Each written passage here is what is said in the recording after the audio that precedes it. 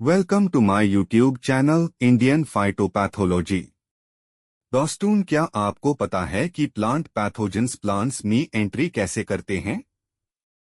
अगर नहीं पता तो ये वीडियो आपके लिए है। सबसे पहले हम देखते हैं कि plant pathogens like fungi, bacteria, nematode और वायरसेस कौन से तरीकों से प्लांट्स में एंट्री करते हैं। सबसे पहला प्रकार है नेचुरल ओपनिंग्स, दूसरा प्रकार है वुंड्स, तीसरा प्रकार है डायरेक्ट पेनिट्रेशन और चौथा प्रकार है वेक्टर्स। तो चलिए इन सब मुख्य प्रकार को थोड़े विस्तार से समझते हैं। पहला मुख्य प्रकार नेचुरल ओपनिंग। नेचुरल ओपनिंग में कुल 4 प्रकार से पैथोजेंस प्लांट्स में एंटर करते हैं। उनमें नंबर 1 पर है stomata. Stomata are small pores on the surface of leaves and stems that facilitate gas exchange. Many fungal and bacterial pathogens, especially foliar pathogens, can enter the plant through open stomata. Some pathogens can even actively induce stomatal opening. दूसरा है lenticels. Lenticels are small pores on the surface of stems, fruits, and tubers that allow for gas exchange. Pathogens can enter through these openings, particularly in woody plants and storage organs. तीसरा प्रकार है hydrathodes.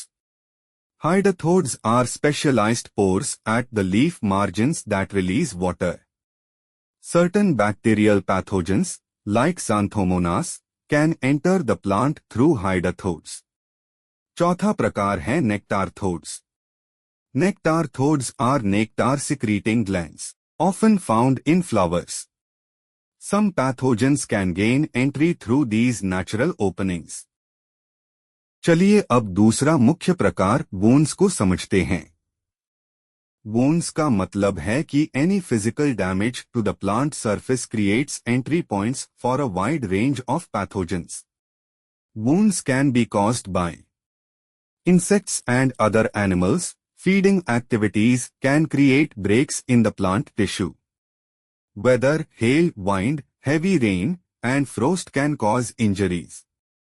Human activities, pruning, grafting, cultivation practices, and the use of contaminated tools and machinery can wound plants. तीसरा मुख्य प्रकार यानी कि direct penetration. Some pathogens, particularly fungi and nematodes, have the ability to directly penetrate the plant's outer layers without relying on natural openings or wounds. इसमें सबसे ज्यादा infection fungi cause करते हैं। Fungi can secrete enzymes that degrade the cuticle and cell walls, allowing them to grow directly into the plant tissue. Specialized structures called apressoria may be formed to aid in this penetration by exerting mechanical force. वैसे ही nematodes भी direct penetration के जरिए plant में entry करते हैं। Plant parasitic nematodes possess a stylet, a needle-like feeding structure, which they use to puncture plant cells and create an entry point. Some nematodes can burrow directly into roots. चौथा मुख्य प्रकार है vectors.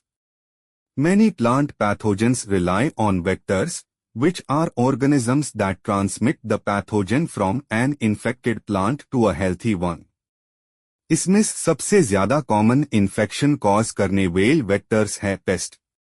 Paste में कैसरे प्रकार होते हैं जिनके जरिए वायरल प्लांट पैथोजेंस प्लांट्स में एंट्री करते हैं, जैसे कि aphids, leaf hoppers, white flies, beetles etcetera. तो दोस्तों, आज हमने सीखा कि प्लांट पैथोजेंस प्लांट्स में एंट्री कैसे करते हैं।